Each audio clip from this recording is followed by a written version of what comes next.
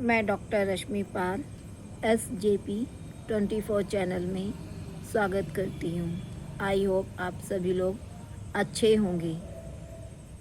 आज मैं एक ऐसी समस्या को लेके उपस्थित हुई हूँ जो सभी लोगों के सामने होती है, उसको दृष्टिगोचर करते हैं और खुद ही वो उसको उत्पन्न भी करते हैं। लिंग विभेद। हम चाहे कितने भी शिक्षित हो जाएं, लेकिन लोगों के मन में हमेशा लिंग विभेद को लेके एक ऐसी धारणा बन चुकी है कि कहते हैं कि लिंग विभेद हम करते नहीं हैं, लेकिन क्या अपनी आत्मा से जानना चाहा कि आप सही हैं? क्या आप जो मुंह से बोल रहे हैं, क्या वो आपकी आत्मा, आपका हृदय, आपका मन उस चीज़ को स्वीकार करने के लिए कितना तैयार है? आप देखेंगे अगर उस हृदय की अंदर की गहराइयों से आवाज़ आएगी कि नहीं, आप गलत हैं। कहने मात्र से ही लिंग विभेद समाप्त नहीं हो जाता, उसको हमको पूरी तरह से दूर करना होगा। और वो दूर हम तब तक नहीं कर पाएंगे जब तक हम अंदर से, उस आत्मा से हम स्वीकार नहीं कर पाएंगे।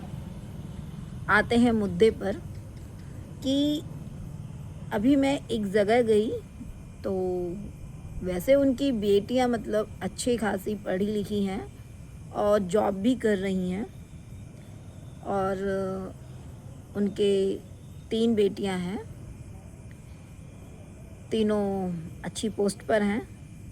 लेकिन उनके फादर मदर के मन में ये टीस है कि बेटा होता एक तो और भी अच्छा होता। मैं मानती हूँ, मैं भी इसी से इनकार नहीं करती, हर कोई चाहता है, लेकिन उसको लेके हम विभेद क्यों करें? क्या ज़रूरत हमें पड़ी है? बेटियाँ क्या बेटों से कम होती हैं? बस ये मेंटलिटी का सोच है, यहाँ की सोच है, ये आपकी मस्तिष्क की उपज है। और वो पेरेंट्स भी, मैं बता दूँ आपको कि वो पेरेंट्स भी दोनों जॉब में हैं। मानती हूँ चाहत होती है, लेकिन कहीं ना कहीं हर काम में उनका एक मुझे दिखाई दिया कि काश लड़का होता, काश एक पुत्र होता, हमारे आगे देखभाल कर लेगा। लेकिन क्या ये सच है कि एक लड़का ही माँ बाप की देखभाल कर पाएगा?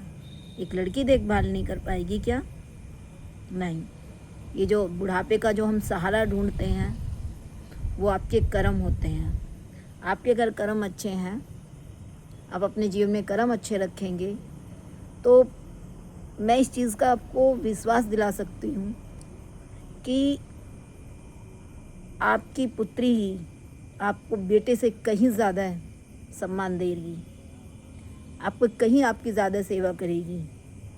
एक पुत्र होने से क्या बुढ़ापा का सुधर जाता है?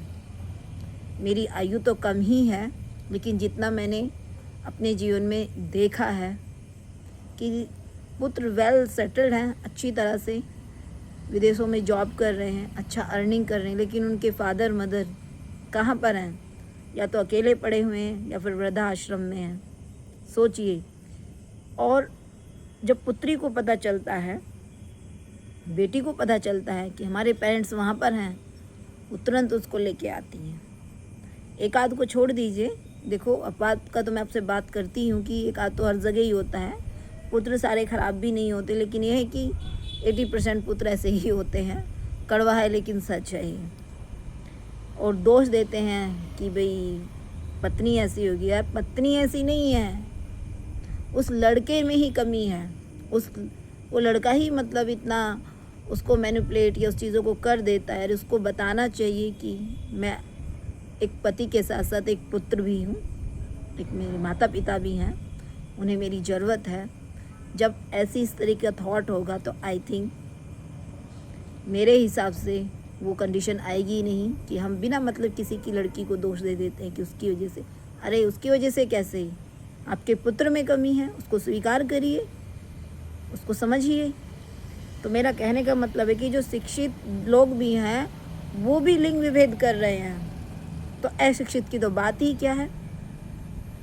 थोड़ा विचार करने का विषय है कि क्या हम एक शिक्षित होकर जो जगह जगह हम इस चीज़ को वो करते हैं, मुंह से बोलते हैं कि बेटियों के आने पर बहुत खुशियां मनाते हैं, और वही आगे चल के 10-20 साल बाद फील करते हैं कि काश पुत्र हो जाता, क्या आपने मन से उस खुशी को स्वीकार किया होगा या लोगों की देखा देख से? बहुत कटाक्ष है इस विषय पर, अगर सोचा जाए और कहा जाए तो बहुत कुछ है, लेकिन दिखावा क्यों दिखावा? जब दिखावा ही करना है तो फिर पूरी ज़िंदगी दिखावा करिए ना। फिर उसको बड़े होकर ये एहसास क्यों कराया जाता है?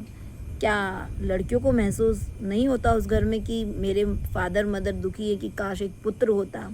सबको सब कुछ पता होता है, लेकिन कोई क्या करे? अरे जो आपके पास है उसका सम्मान करिए, उसको रखिए, उसको प्रेम से सजोइए। लिंग विभेद छोड़कर देखो कि क्या परिवर्तन आता है। तो कहने मात्र से नहीं होता और बहुत ज़्यादा शो करने से भी नहीं होता। जैसे मैं सोशल मीडिया पे बहुत देखती हूँ कि पुत्री के जन्म पर बड़ा जन्मोत्सव मनाया जाता है, एक उत्सव से भी कहीं ज़्यादा, लेकिन आगे वही 20-25 साल 15 साल के बाद फील होने लगता है कि नहीं, एक बेटा तो हमें कर लेना चाहिए था। बताइए, क्या ये आप सब ज़्यादा खुश थे या आज आप ज़्यादा दुखी हैं? सोचिए, बहुत विचारने विषय है। तो आप लोग मुझे कमेंट करके बताइएगा कि क्या लिंग विभेद की समस्या समाप्त हो चुकी है या सिर्फ वो मुख पर एक और दिखावा का शो पीस हो गया है। तब तक आप अपना ध्यान रखिए और जल्द ही कोई एक अच्छी सी वीडियो लेके आऊँगी मैं। धन्यवाद।